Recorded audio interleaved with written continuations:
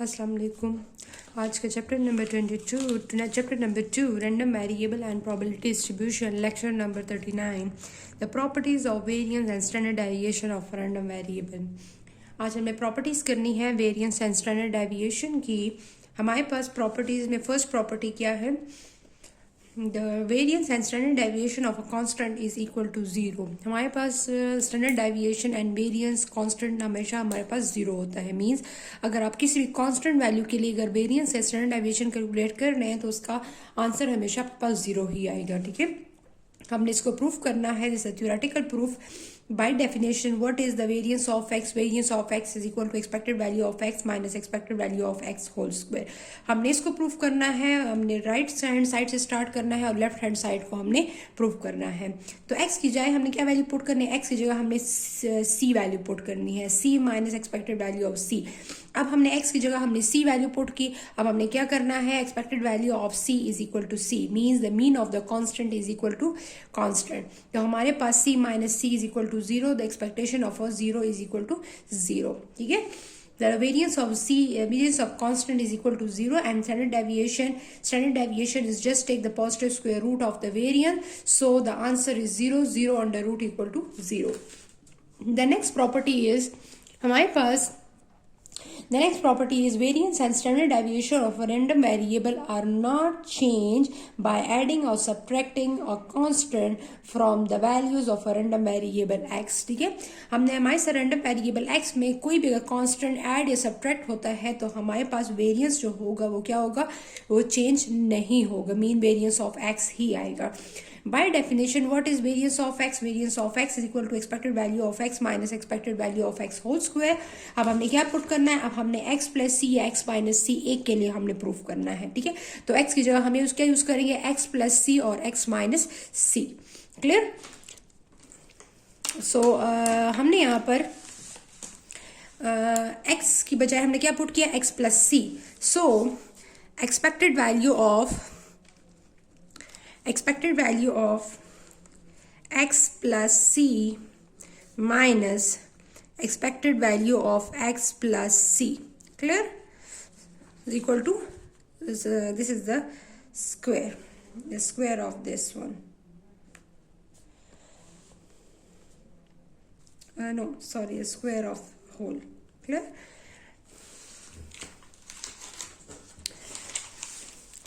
So expected value of x plus c minus expected value of x whole square. So first इसको हमने open करना है। ठीक है, expected value of x plus c minus apply expectation on variable and expectation on constant, plus minus and expected value of constant, clear, and then take the whole square. Clear this point? Then you know that the expected value of x plus c minus expected value of x, expectation of a constant is constant minus c. Clear? Minus c plus c is cancel out, the remaining is expected value of x minus expected value of x whole square. Clear? What is this? This is again the variance. This is the variance of x. So the variance of x plus c is equal to variance of x if the variance of x minus c is equal to the variance of x. So the standard deviation similarly, variance of x minus c is also equal to variance of x. So the standard deviation of x plus minus c is equal to, just take the positive square root of the variance, and the positive square root of the variance is equal to the standard deviation। Mean अगर आप इसका under root ले लें, इसका under root लें, this is the standard deviation. Clear? So the variance of x plus minus c is equal to the standard deviation. ठीक है, next is if values of a random variable are multiplied or divided by a constant, that its variance will never will change by the square of that constant। clear? Simply मैं यहाँ पर इसको by definition लिख लेती हूँ। variance of cx is equal to variance c square variance of x। ठीक है, means हमने कोई भी रैंडम वेरिएबल x है हमारे पास, उसके साथ हमने कोई भी कांस्टेंट मल्टीप्लाई या डिवाइड किया है। कांस्टेंट मल्टीप्लाई या डिवाइड करने से हमारे पास क्या होगा, वेरिएंस जो होगा वो उसका चेंज हो जाएगा, मीन कांस्टेंट जो होगा वो उसका स्क्वायर बन जाएगा। ठीक है, हमारे पास जो चेंज हो जाएगा इस तरह। For example the variance of x divided by c, variance of x divided by c is equal to variance of x plus divided by c square. Multiply and divide में ये बात याद रखें, हमारे पास क्या होगा, उसमें हमारे पास ये चेंज हो जाएगा। ठीक है, अब हमने इसको प्रूफ करना है। The proof is by definition,